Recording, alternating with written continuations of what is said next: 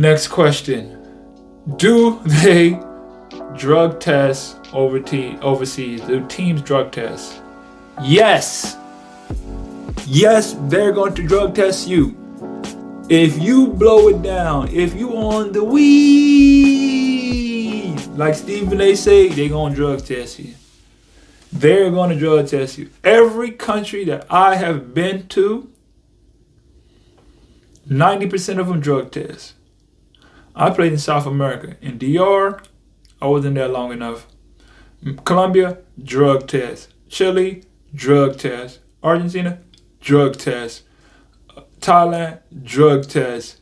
Uruguay, drug test. They are going to drug test you. I'm telling you now. Some people might tell you that, you know what, they're not as strong with it. They're not going to be like so in your face. Like as soon as you get here, it's mandatory drug test. Now I ain't gonna lie.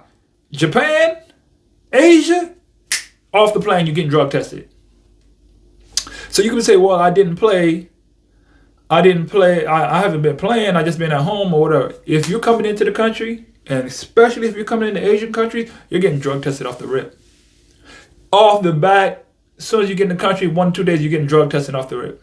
So you better be very, very, very, very careful. Because you could trick off a big bag because you was on the tree. And we're not trying to blow our bags for nothing. Definitely not trying to do that. Definitely don't want to blow our bag. So, please be careful when it comes to drug testing. I'll give you a quick little story real quick. I had a guy that I played with. He was a lot older than me. I was at like 25 at the time. I was on a minor league.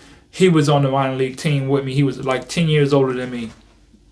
And he was playing in South Korea. Getting paid like $25K a month. Getting paid big money. Played there for like 2 seasons.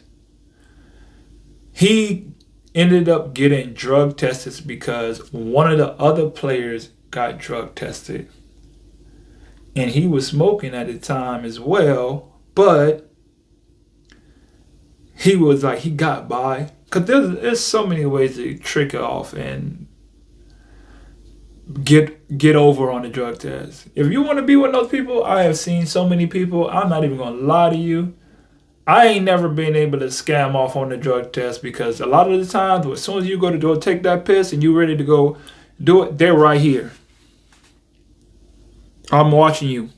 I'm looking right at your stuff. Go ahead and piss in that cup. I'm right here. I'm looking. Ain't no privacy like you gotta turn your back. I'm right here on top of your head. Go ahead. I'll wait. They're waiting. They're watching. He ended up getting somebody on the other team, on a whole other team, got drug tested and snitched on him like, well, he got drug. He's smoking too. Dang, and now that I think back at that, that's so messed up. Because that one incident, he's never been able to go back to South Korea.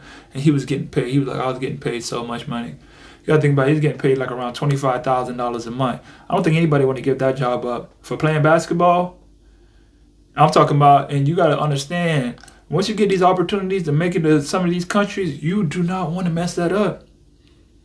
You're like, man, I hit a game one and the manager came in there, he slid me $10,000 extra underneath the table. Man, that was a great shot. Here you go, extra 10 bands, some pocket change here. You want to mess that up? I know we live in an era where weed is legalized. Weed is more of a medicine. I ain't even gonna lie, I used to be on the weed heavily. I recently just got off. So I'm not here knocking nobody when it comes to the tree.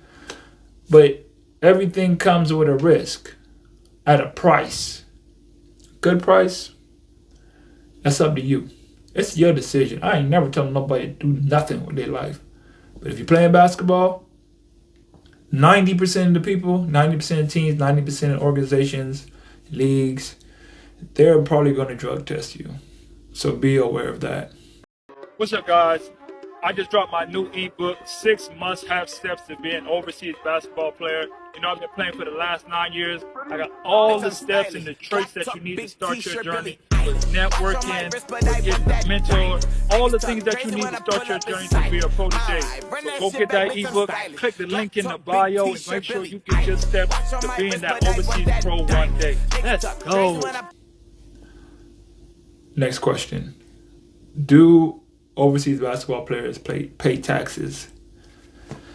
No, but they don't pay taxes in the country that they're in.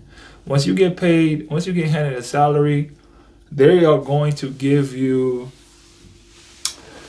how do I say this? They're going to give you, here, this is your salary. If you sign for $3,000 a month, you're going to get $3,000 a month. They're not going to take nothing out of that.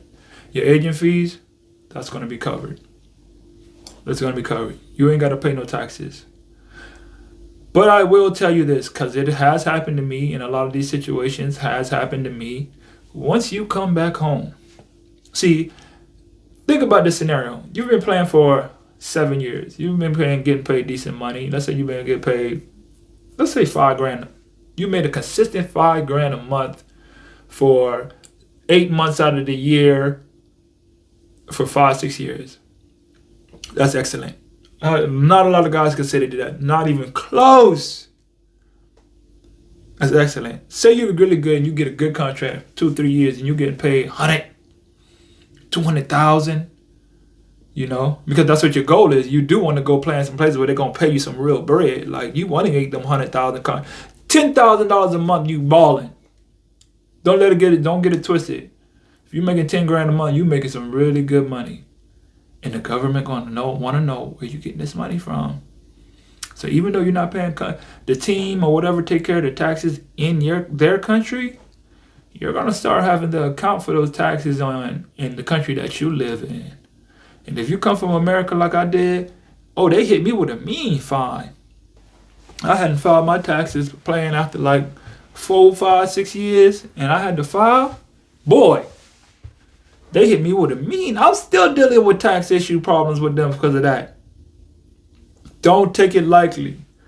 That's one thing I always teach you on. I really stress and emphasize a lot to a lot of hoopers too. Dealing with taxes, man. Dealing with taxes is definitely something you got to take care of. Do not take it lightly. You go over here, you're making this all tax-free money. You come in stacking your bank account up. You're living good. You're watching your money build up. Eventually, that government is going to come asking questions for that bread. They are going to come asking for that money. Where did this money come from? How are you getting this money? Why haven't you been filing this money? There is ways to get around that and make it work for you overall. But please believe, do not take that tax situation lightly. They will come after you. They will find you. And the longer you wait, the longer it is going to, the more it's going to hurt, the more they're going to tax you. I don't care. They're going to tax you. You're not going to have, you got to think about America in itself in a whole. You're not going to just get away with just scot-free money. It might be for a little bit. It might be for a time. You might have a homeboy. You might have a friend that might have been able to get over or something. But why would you want to take that risk? Everybody feel like I'm the exception. You're going to be the exception, all right? You're going to be exceptionally taxed. Exceptionally taxed. So please pay attention to the taxes. You better make sure that your you don't. Quick tip. I'll give you a perfect example how you get over the tax situation. You get a job in America. You pick up a little small job. I'll give you one right now. DoorDash. They're going to give you W-2s. You do DoorDash for a weekend. Like when you home, you get off from a season or something, or you say you want to go play, you know, and you're already playing.